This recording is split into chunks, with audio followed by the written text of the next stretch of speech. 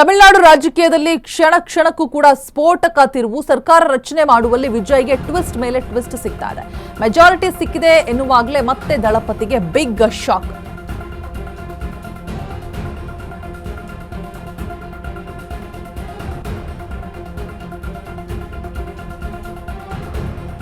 ಇವರೆಗೂ ಕೂಡ ವಿಜಯ್ ಪಕ್ಷಕ್ಕೆ ಸಿಕ್ಕಿಲ್ಲ 118 ಶಾಸಕರ ಬೆಂಬಲ.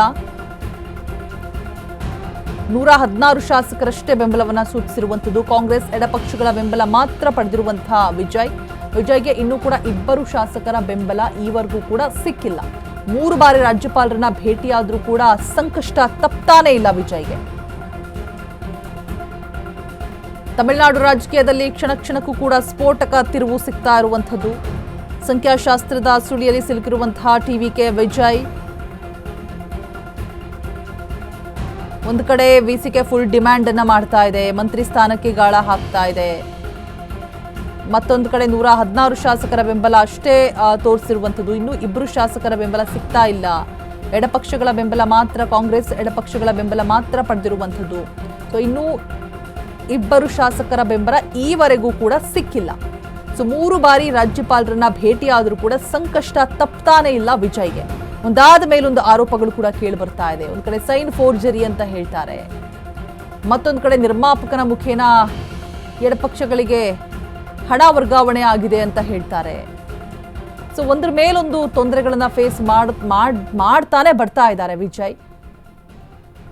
ಕ್ಷಣ ಕ್ಷಣಕ್ಕೂ ಕೂಡ ಟ್ವಿಸ್ಟ್ ಅನ್ನ ಪಡೆದುಕೊಳ್ತಾ ಇದೆ ತಮಿಳುನಾಡಿನ ರಾಜಕೀಯ.